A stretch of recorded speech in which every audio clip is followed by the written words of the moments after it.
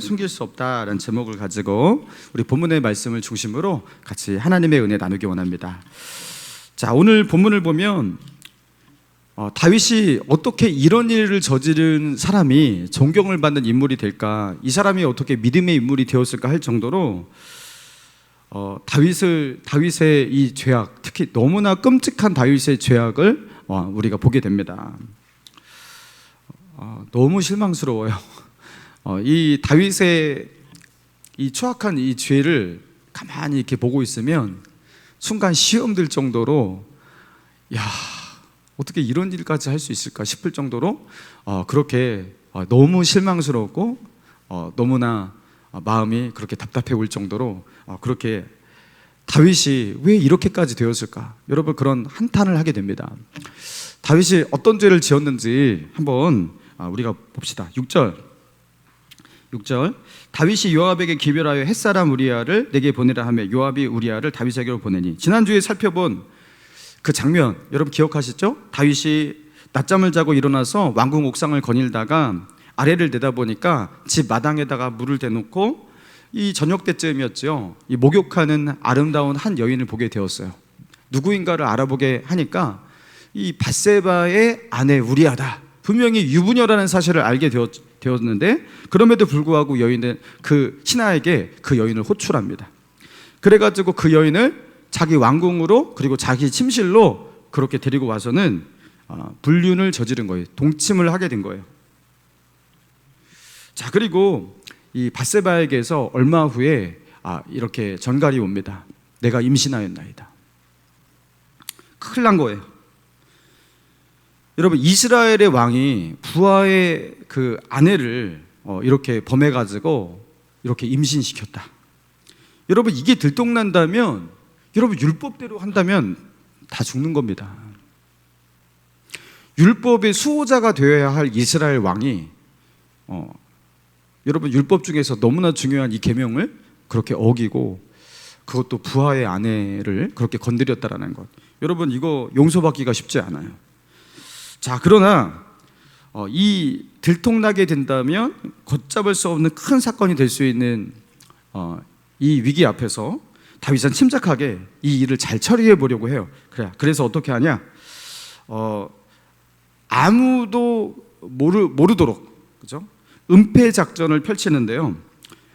밧세바의 남편 우리아를 암몬과의 전쟁 중에 있는 그 전장에 있는 그 우리아를 호출시킵니다. 그래서 왕궁으로 불러와요. 자, 그래서 어떻게 합니까? 7절 우리아가 다윗에게 이르매 다윗이 요압의 안부와 군사의 안부와 싸움이 어떠했는지를 묻고. 자, 8절 같이 읽어봅시다. 시작. 그가 또 우리아에게 이르되 내 집으로 내려가서 발을 씻으라 하니 우리아가 왕궁에서 나가매 왕의 음식물이 뒤따라가니라. 자, 다윗이 펼치는 이 은폐 작전이 뭔지 아시겠죠? 우리아를 부른 목적은 무엇이냐면 우리아와 그 밧세바가 잠자리를 가지도록 그렇게 주선을 하는 거예요. 지금 저 멀리 전장에 나가 있으니까 집에 들어올 리가 없잖아요. 그리고 거기서 야영한 지 꽤 시간이 되었습니다.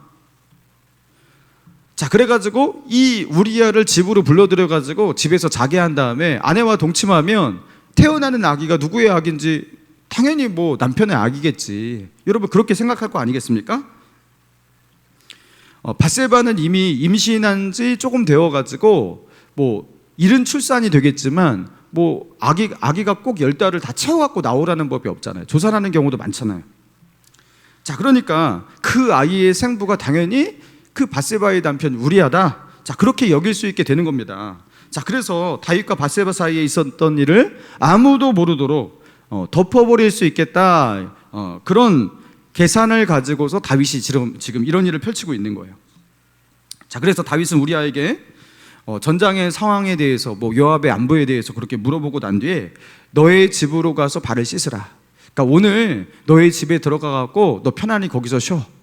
이렇게 그러면서 음식물을 그 집으로 보내는 음식물을 따라 보냅니다. 우리아의 뒤에 따라 보냅니다. 집으로 가라는 거예요. 자, 그런데 우리아가 어떻게 했다고요?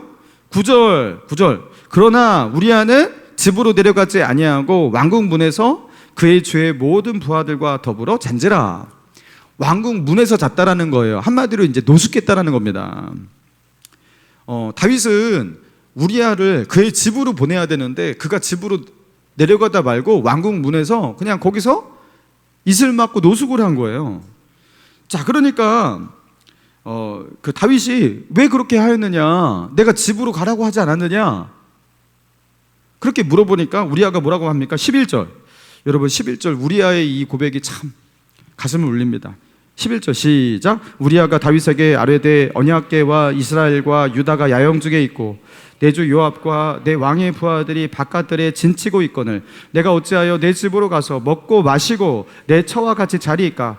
내가 이 일을 행하지 아니하기로 왕의 살아계심과 왕의 혼의 살아계심을 두고 맹세하나이다 아니라. 지금 자신은 전쟁 중에 싸우다가 암몬과 싸우다가 여기에 불려왔다라는 거예요.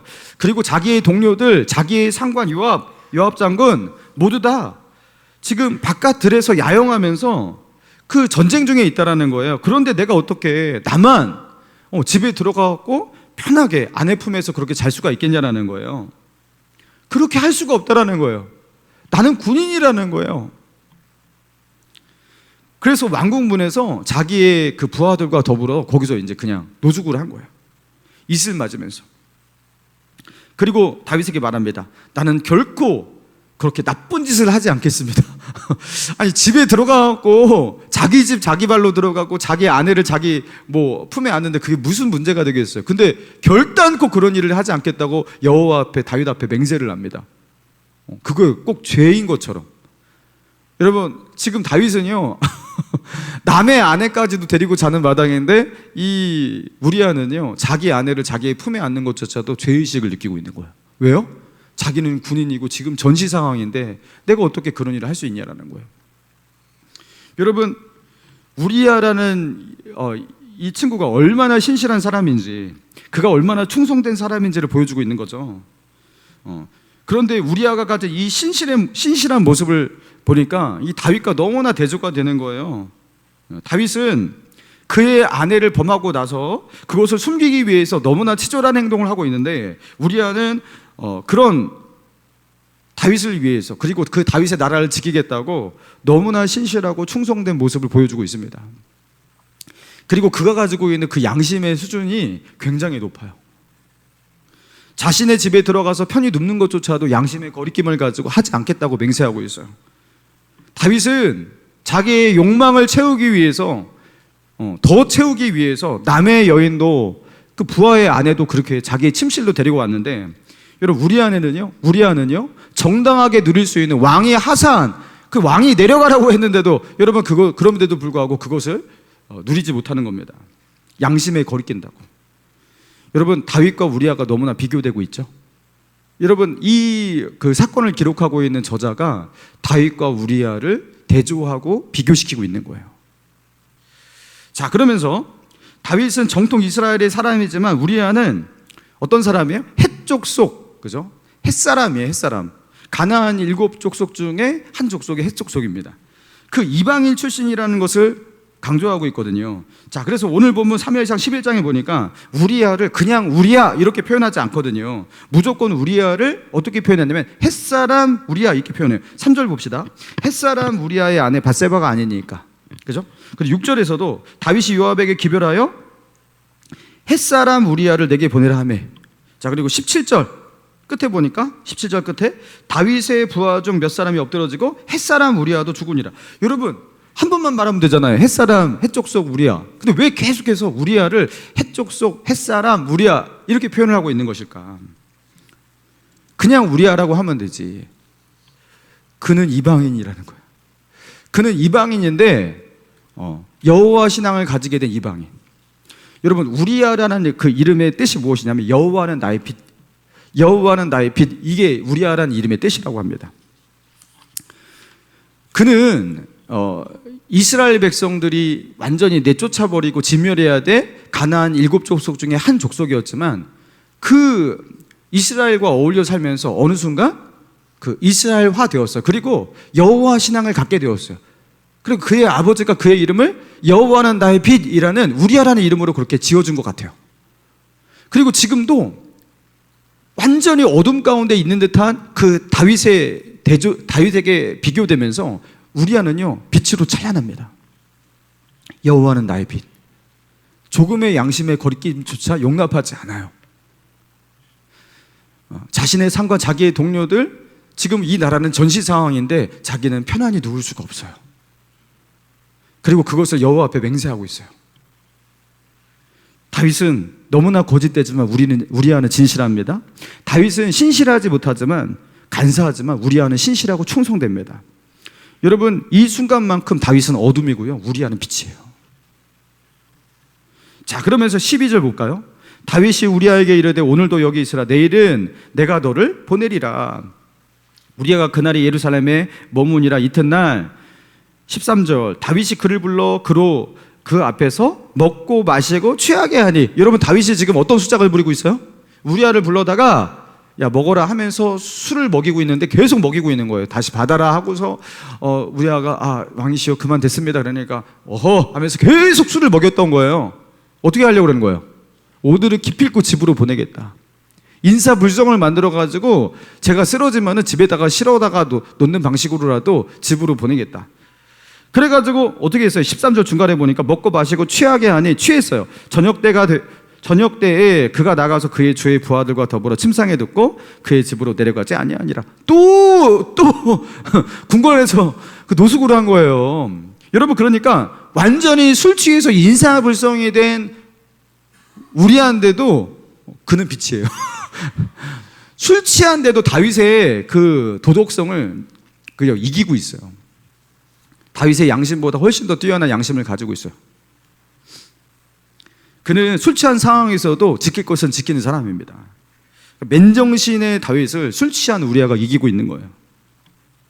자, 그러면서 다윗은 우리아를 그의 집으로 가게 해가지고 자연스럽게 잠자리를 만들려는 자신의 그 전략, 여러분, 실패로 끝나게 된 거예요. 자, 그러면서 안 되는구나. 우리아를 집으로 보내는 것은 이게 될 수가 없구나. 그래가지고 다윗이 어떻게 합니까? 그 다음 전략 플랜 B를 가동합니다. 플랜 B가 무엇입니까? 14절 봅시다. 아침이 되매 다윗이 편지를 써서 우리아의 손에 들려 요압에게 보내니. 15절 그 편지에 써서 이르기를 너희가 우리아를 맹렬한 싸움에 앞세워두고 너희는 뒤로 물러가서 그로 맞아 죽게 하라 하였더라. 여러분, 뭐 설명 필요 없죠?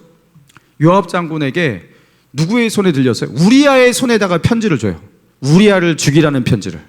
우리아의 손에. 너무 잔인하죠?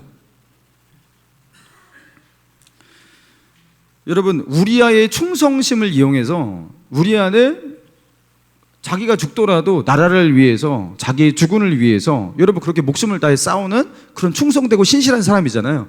그 우리아의 충성심을 이용해가지고 우리아를 죽게 만드는 플랜 B. 세상에 이렇게 잔인할 수가 있을까? 자신을 향한 그런 충성심을 이용해가지고 그를 죽이는. 너무 잔인하죠. 자, 그러면서 정말로 다윗의 뜻대로 그렇게 되었어요. 그래서 18절 이하는 요압이 우리아의 죽음을 다윗 왕에게 보고하는 장면인데요. 암몬과의 전쟁에서 이제 우리아를 죽게 하라. 우리아가 맹렬한 싸움 가운데 있고 너희는 뒤로 물러가서 우리아로 하여금 적군에게 맞아 죽게 하라 그랬잖아요. 여러분, 그런데 우리아만 딱 남겨두고서 그 다 회군을 해버리면 사람들이 그 요압 장군을 의심할 거 아니에요. 아니, 우리아를 죽게 했구나. 그러니까 어떻게 합니까? 우리아와 함께 있는 우리아의 소부대 있잖아요. 우리아가 이끄는 우리아의 어떤 부하들 있잖아요. 그들도 같이 죽게 한 겁니다. 자연스럽게. 그래서 우리아만 죽은 게 아니에요, 여러분. 그러니까 이날 다윗이 죽인 사람은요, 우리아 한 사람이 아니에요. 우리아와 더불어 우리아와 함께 있는 그의 부하들도 같이 죽은 겁니다. 다윗이 자기의 죄를 덮기 위해서 지금 몇 명을 희생시키고 있는지 여러분 보라는 거예요. 여러분, 이게 우리가 알고 있는 그런 다윗 맞습니까? 여러분, 다윗은 어느 순간 괴물로 변해 있어요. 자신의 부하들, 그 충성스러운 그 부하의 죽음을 개의치 않는 그런 괴물로 변해 있어요. 자, 우리아의 죽음의 소식을 들은 그 아내 밧세바가 통곡하고 울었고요. 그리고 우리아의 장례가 마치자마자 다윗은 사람을 보내가지고 그 밧세바를 자기의 왕궁으로 데려와 자기 아내로 삼았다라는 겁니다. 그리고 이제 아이를 낳게 했던 거예요. 사랑하는 성도 여러분, 이 본문을 통해서 하나님은 우리에게 무엇을 말씀하고 계시는 것입니까? 자기의 죄를 은폐하기 위해서 너무나 흉악한 죄를 더하고 있는 다윗의 모습을 보고 있는 거예요. 우리아는 다윗을 향해서 한없이 신실하고 충성된데, 그죠? 그렇게 충성하고 있는 그 우리아와 너무나 대조되는 다윗.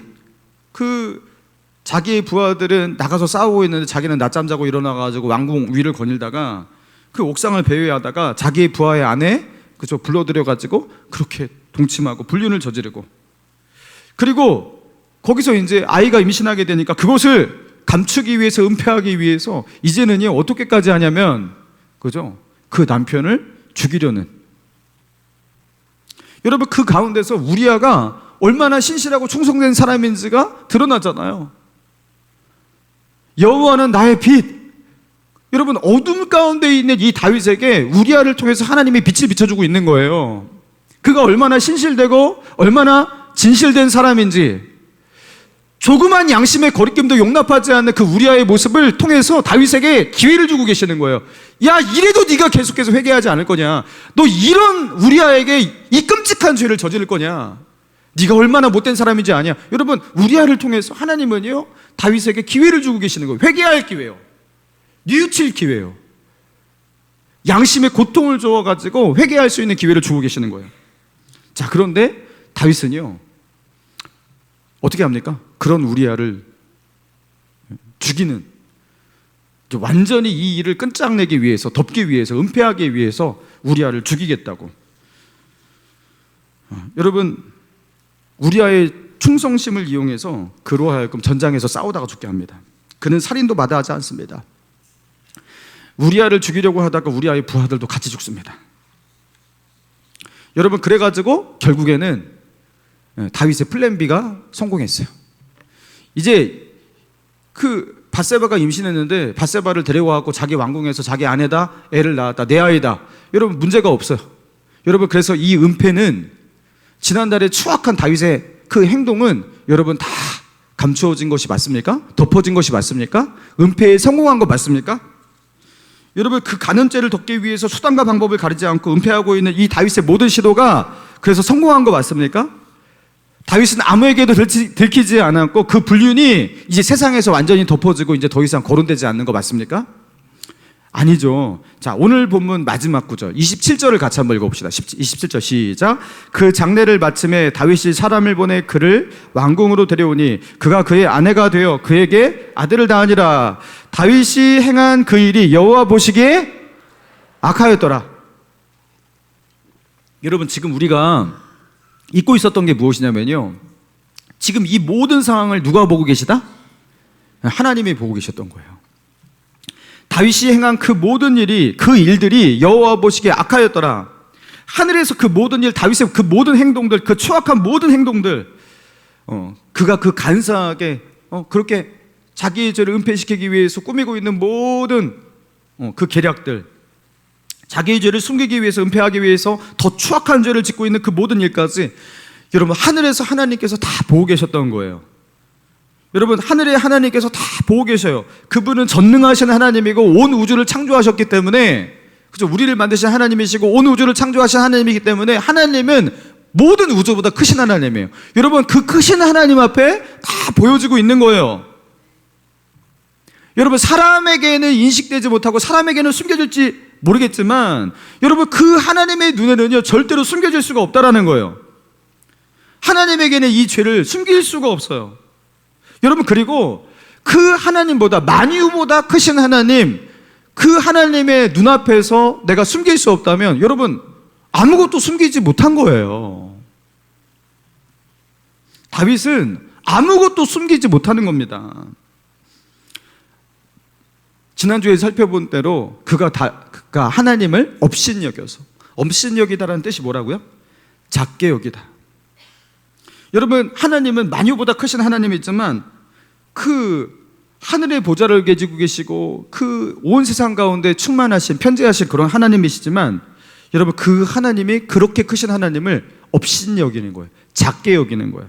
내 마음 가운데 그 하나님이 작아지고 계속 작아져서 어느 순간에는요 그 크신 하나님이 의식되지가 않는 거예요. 너무 작아져서.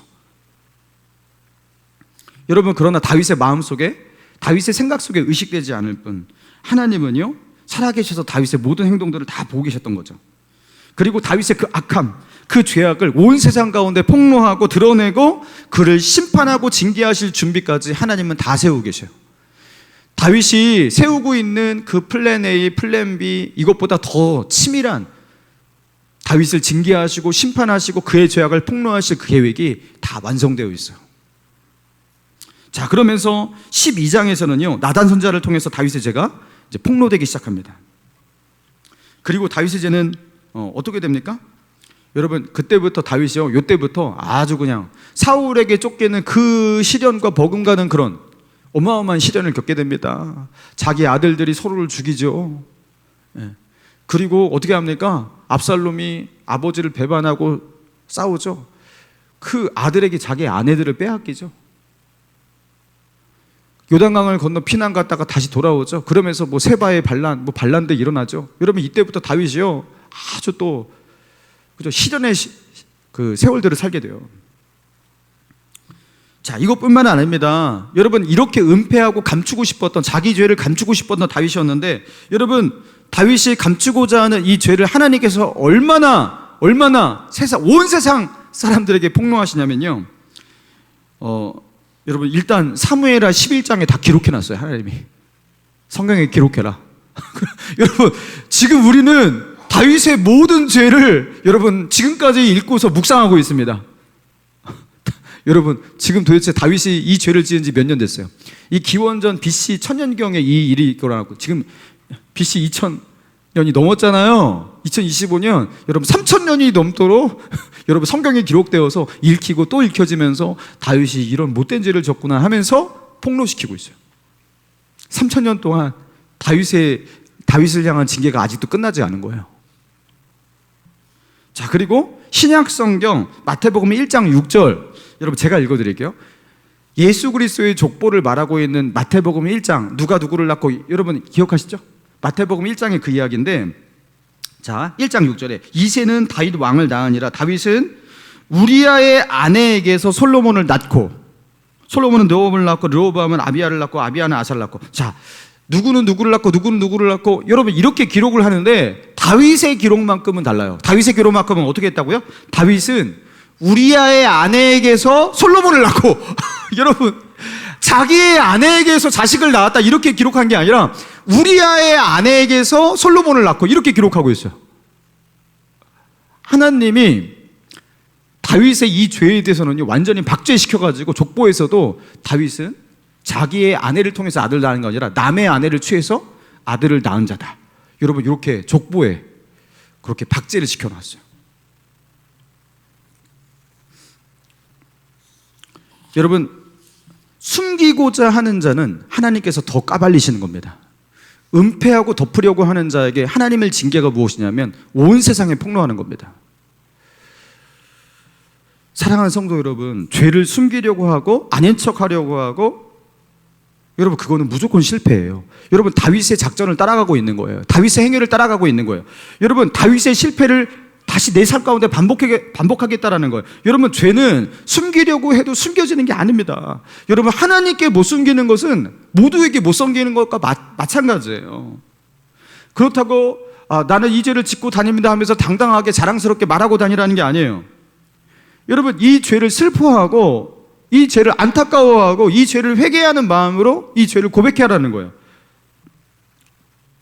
여러분, 죄는 내가 숨기고, 그리고 숨기면서 계속 죄를 짓잖아요, 보통. 여러분, 그러면서 죄를 회개하지 않을 때, 여러분, 그 숨겨진 그 죄가 그로 하여금 죄로 이끌어 갑니다.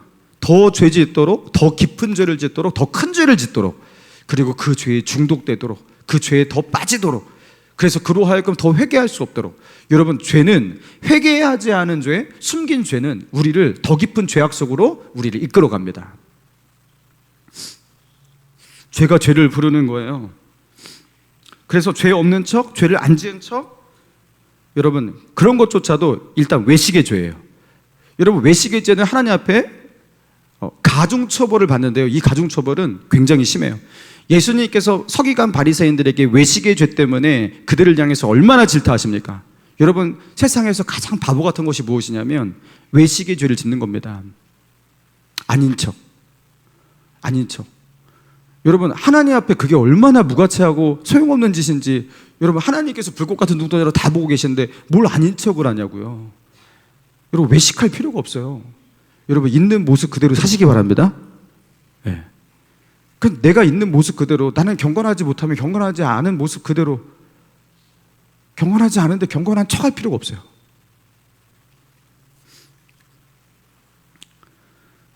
여러분, 있는 모습 그대로, 그리고 회개하면 되잖아요.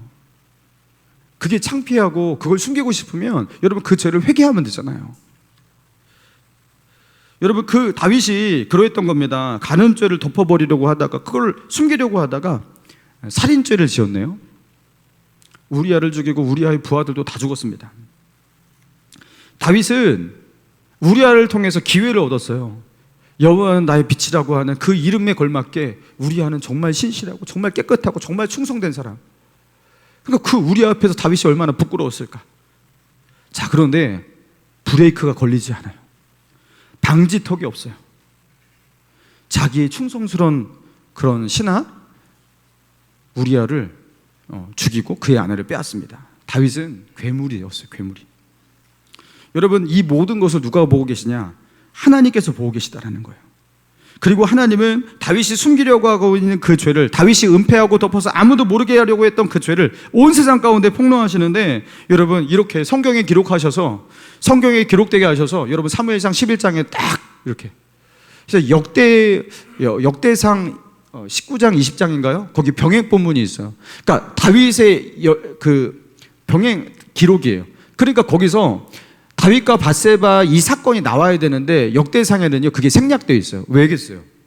역대상에서는 바벨론 포로로 잡힌 그 이스라엘 백성들이 다시 이스라엘 백성들의 어떤 부흥, 하나님의 그 사랑, 그들을 향한 하나님의 어떤 계획, 이런 것들을 보게 하면서 이스라엘 사람들에게 어떤 격려와 위로를 주기 위해서 쓰여진 역사의 기록물입니다.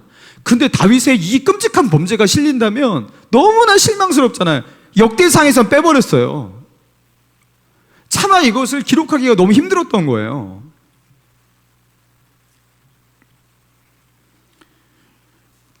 여러분, 그렇게, 그죠? 보고 싶지 않은 그 죄를 여러분, 하나님은 우리에게 다 보게 하시고 폭로하시는 거예요. 여러분, 숨기려고 하면 하나님은 폭로하십니다. 감추려고 하면 하나님은 드러나게 하십니다. 여러분이 감춘 만큼 나중에는요 어떻게 하시냐면, 하늘에서 하나님께서 모든 천사들 다 불러가지고 죄를 까발리면서 다 폭로하실 거예요. 여러분, 외식의제 지을 필요가 없어요. 죄를 감추고 은폐하는 거 바보 같은 거예요. 여러분, 미국 기독교계 단체로 보이는데요, 커버넌트 아이즈, 그 언약의 눈이라는 뜻이잖아요. 이 커버넌트 아이즈라는 이 단체에서 포르노그래피 감시 기관이라고 하는데요, 포르노그래피, 이게 음란의 죄, 특히 이제 이런 어떤 매스미디어, 뭐 인터넷, 이것을 통해서 퍼지고 있는 음란의 죄, 이런 거에 대한 어떤 통계, 조사, 이런 것들을 하는 단체래요. 미국에는 별게 다 있어요. 거기서 조사를 했는데, 여러분 충격받지 말고 들으세요. 충격을 받을 수밖에 없겠네요. 기독교인 남성, 미국입니다. 미국 기독교인 남성의 50%, 미국인 50%가 아니에요. 미국 기독교인의 50%, 그리고 미국 기독교인 여성의 50%, 20%. 자, 미국 기독교인 남성의 50%, 그리고 미국 기독교인 여성의 20%. 자신이 포르노 중독이라고 고백을 했다고 합니다. 교회 다니는 사람들, 미국이라서 그런가? 좀 그렇겠지 싶어요. 미국 기독교인 남성의 50%, 미국 기독교인 여성의 20%. 자기는 포르노 중독이다. 그러니까 포르노를 한 번 봤다가 아니에요. 중독이다. 너무 심각하죠? 자신의 사적 공간에서 아무도 모르게 즐겨요. 그리고 덮어요. 누가 알아? 자신이 그런 죄를 짓고 있는 걸, 그 음란의 죄를 짓고 있는 것을 모든 사람들이 보고 있거나 뭐 알려진다거나 그러면은 이 죄를 짓겠습니까? 그런데 이거는 나만이 알고 있는 나만의 죄예요. 언제나 은폐가 가능해요. 숨길 수 있는 죄라고 생각하는 거예요. 그러니까 자기의 욕망을 이런 식으로 채우고, 이게 잘못된 것을 알아도 이거를 회개하고 고치지 않아요. 은폐에 성공했다고 생각하는 거예요. 그리고 이 죄에 대해서 대가를 치르지 아니하고 책임을 내가 감당하지 않으니까 계속해서 죄를 또 짓는 거죠. 여러분, 그런데 정말로 그 사람이 은폐에 성공한 것이 맞고 책임을 짓지 않고, 여러분, 죄를 지어도 그 죄에 대한 대가를 지불하지 않고 계속 죄를 지을 수 있는 거 맞습니까? 여러분, 그렇지 않아요. 여러분, 그 죄에 대한 대가를 치르고 있고 앞으로도 치를 거예요. 일단 이 음란의 죄를 짓고 있는 사람들은 자기 영혼이 무너집니다. 하나님과의 관계가 굉장히 힘들어집니다. 여러분, 예배가 잘 안 드려질 거예요. 그리고 신앙은 당연히 성장하지가 않죠. 여러분, 하나님 앞에 숨겨진 죄가 아니라는 거예요, 그 죄는.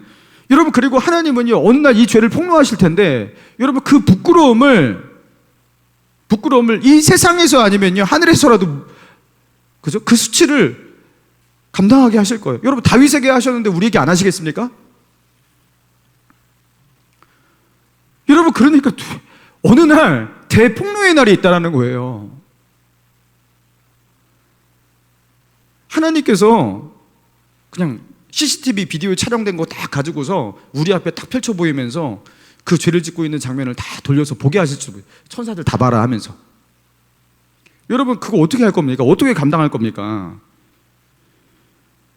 나는 수치를 당하지 않아서, 나는 분명히 은폐했어, 이걸 다 덮어버렸어. 여러분, 그렇지 않다라는 거예요. 여러분, 완전히 폭로되는 그날이 있습니다.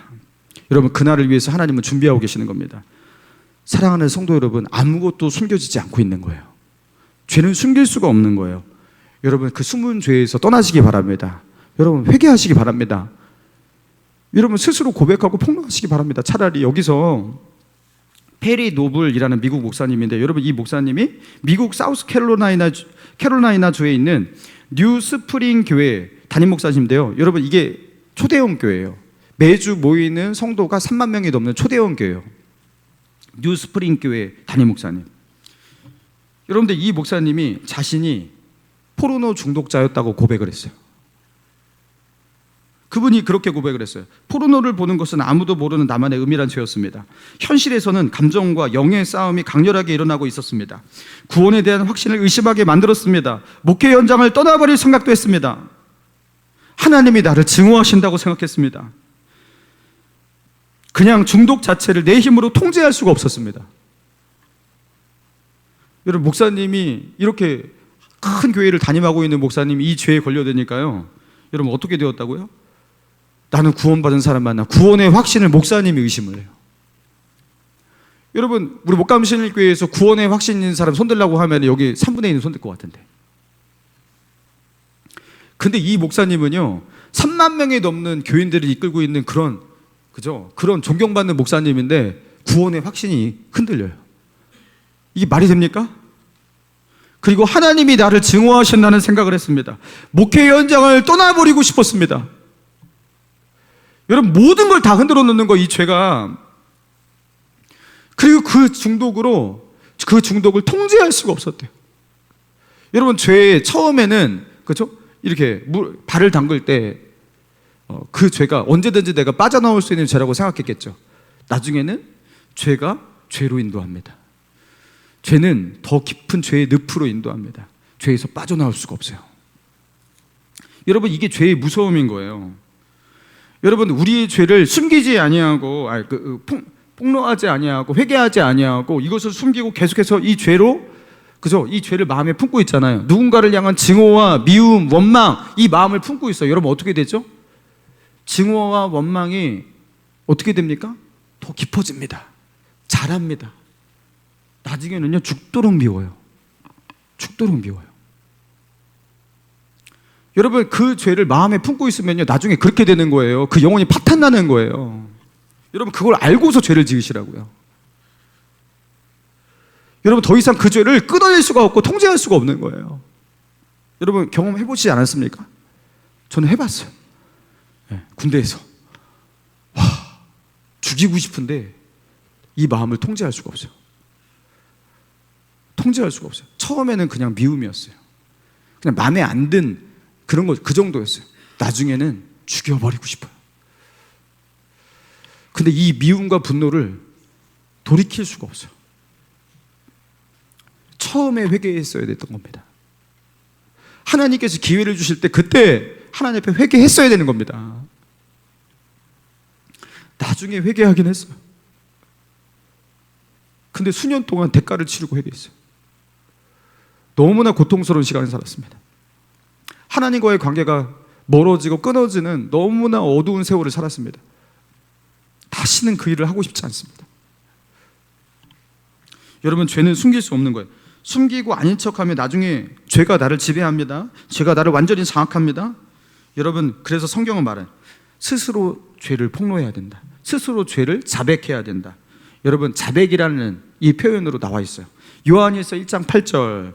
요한일서 1장 8절. 만일 우리가 죄 없다고 말하면, 죄를 숨기면, 이 소리예요. 죄 없다고 말하면 스스로 속이고 또 진리가 우리 속에 있지 아니할 것이요.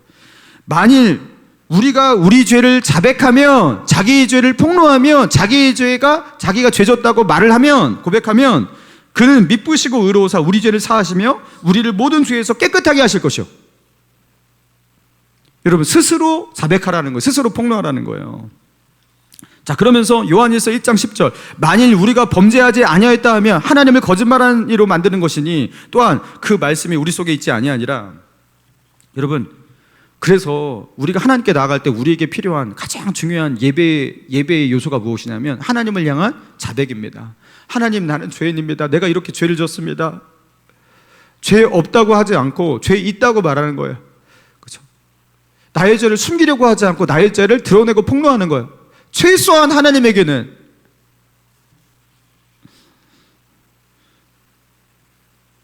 그리고 하나님 앞에 이 죄를 고하고 자백할 때 여러분, 그때에서야 비로소 하나님은요, 근데 여기서 자백이라는 건 사실 성도들 앞에서의 자백이에요. 그러니까 이 자백을 통해서 최소한의 수치를 여러분 책임으로 감당해야 되는 겁니다. 나는 아무 대가도 치르지 않고 그냥 덮어버리겠어. 여러분, 안 돼요. 여러분, 그렇게 자백할 때 성도님들, 저 사실 이런 죄인입니다. 자백할 때 그때서야 비로소 하나님께서 어떻게 하신다고요? 우리 죄를 사하시고 우리를 모든 불의에서 깨끗하게 하실 것이요. 이게 뭐냐면 죄를 이길 수 있는, 아까 죄의 통제 불가능한 상태 가운데 나아가게 되잖아요. 죄를 이길 수 있는 힘을 주시는 겁니다. 여러분, 그래서 우리가 왜 소급을 합니까? 목장 모임 왜 합니까? 여기서 좋은 얘기도 많이 나오시고 은혜 받은 이야기 나누시고 오늘도 은혜 받은 거, 내가 깨달은 거 읽고 나누셔서 그런 것도 나누시고 좋아요. 자, 그런데 거기서 뭐 하라고요? 자기 죄를 자백하시라고요. 자기의 연약함을 고백하시라고요. 그리고 거기서 다시 일어서시라고요. 그리고 다시 그 통제 불가능한 죄 속에서 그 죄에 붙들리는 그 삶에서 이제 벗어나가지고 그 믿음으로, 그 하나님의 긍휼과 사랑으로, 말씀으로 죄를 이기는 삶을 살라고. 여러분, 그 소그룹이, 그 목장 모임이 우리에게 하나님께서 기회를 주시는 모임인 겁니다. 다윗이 우리아를 만날 때 그게 기회였잖아요. 여호와는 나의 빛, 빛이 비춰지는 기회였잖아요. 여러분, 그런 모임이 우리에게 하나님께서 우리에게 주시는 기회인 겁니다. 우리의 인생을 다시 새롭게 할 수 있는 기회를 주고 계시는 겁니다. 여러분, 그래서 하나님 앞에 자백하시고, 여러분 성도들 앞에 자백하시고, 여러분 그렇게 하나님 앞에 진실되시고 성도들 앞에 진실되시고, 여러분 그렇게 믿음으로 사시기 바랍니다. 바리새인들을 향해서 예수님은요, 자기 죄를 자백하지 않고 숨기고 거룩한 척하는 그 바리새인을 향해서 회칠한 무덤들아. 여러분, 서기관과 바리새인은 예수님의 늘 저격의 대상이었어요. 세리와 창기들, 죄인들, 이들은요, 예수님께서 친구처럼 그들과 어울려서 밥 먹고 그들을 축복하셨지만 바리새인, 서기관은 늘 저주만 받았어요. 독사의 자식들아. 여러분, 외식의 죄는 용서가 없어요. 여러분, 죄를 숨기는 죄가 그렇게 큰 거예요. 요한일서 1장 7절. 그가 빛 가운데 계신 것 같이 우리도 빛 가운데 행하면, 자, 그가 빛 가운데 계신 것 같이 우리도 빛 가운데 행하면, 여기서 빛이라는 것은 어둠과 다른 빛을 말하는 거예요. 어두움은 모든 것을 보이지 않게 만드는 거잖아요. 빛은 무엇입니까? 빛이 비치면 다 보이잖아요. 얼굴도 보이고 모두 보이고, 더 환하게 비치면요, 점도 보이고 티도 다 보입니다. 그죠? 그가 빛 가운데 계실 것 같이 우리도 빛 가운데 거하면, 이걸 뭘 말하냐면 숨기고 은폐하고 가리고 외식하고 이런 게 아니라 정직하고 투명하고 진실되고 이런 상태를 말하는 거예요. 하나님이 빛 가운데 계신 분이기 때문에 우리도 빛 가운데 있어야 된다는 거예요. 빛 가운데 행하면 어떻게 된다고요? 우리가 서로 사귐이 있고 그 아들 예수의 피가 우리를 모든 죄에서 깨끗하게 하실 것이요. 우리가 서로 사귐에 성도의 교제를 말하는 겁니다. 여러분 진실한 성도의 교제가 이루어져요. 여러분 우리가 하나님 앞에서 진실할 때, 빛 가운데 거할 때, 그죠? 자기를 은폐하고 가리고 뭐 그런 척하고 이런 삶이 아니라 그렇게 죄를 고백하고 하나님 앞에서 그렇게 회개하고, 여러분 그렇게 할 때 하나님은 어떻게 하시냐? 그 모임을, 그 공동체를 축복하셔서 사귐이 있는 공동체, 그죠? 하나님의 임재가 있는 공동체, 하나님의 축복하시는 공동체로 그렇게 인도하신다라는 거예요. 여러분 그래서 성도의 교제 가운데 하나님의 은혜가 임하기 시작하는 겁니다. 얌전 떨고 거룩한 척하는 그런 공동체는 거룩하지 않은데 거룩한 척하고 아닌 척하고, 여러분 그런 공동체는 빛 가운데 있는 게 아니라 어둠 가운데 있는 것이고 하나님의 축복 가운데 나갈 수가 없어요. 여러분 죄를 자백해야 돼요. 평안한 대부운동은 죄의 고백과 자백 속에서 일어났습니다. 여러분 내 심령의 영적 부흥은 죄를 자백할 때, 그때 비로소 시작이 됩니다. 너무 창피해서 자백을 할 수 없는 것은 최소한 하나님께 무릎 꿇고 자백하기 시작하세요. 이건 도저히 사람들 앞에 고백할 수가 없는 너무나 추악한 죄입니다. 그럼 하나님 앞에 무릎 꿇고 하나님 앞에 자백하세요. 그리고 하나님이 용기 주셨을 때 뭐 사람한테 자백을 하든지 그렇게 하면 되는 겁니다. 어차피 죄는 숨길 수가 없습니다. 숨기면 가중처벌 받습니다. 다윗처럼 숨기면, 은폐하려고 하면 그것 때문에 더 혹독한 징계를 받습니다. 여러분 그래도 숨기시겠습니까? 그래도 은폐하면서 계속 사시겠습니까? 사랑하는 우리 목감신일교 성도 여러분, 죄를 고백하고 자백하고 회개하고, 그래서 죄를 용서받고, 그리고 죄를 이길 수 있는 그 하나님이 주시는 그 거룩한 힘을 공급받고, 그리고 주님 앞으로 나아갈 수 있는 저와 여러분 되시기를 주님의 이름으로 축원합니다. 자, 우리 찬양합시다.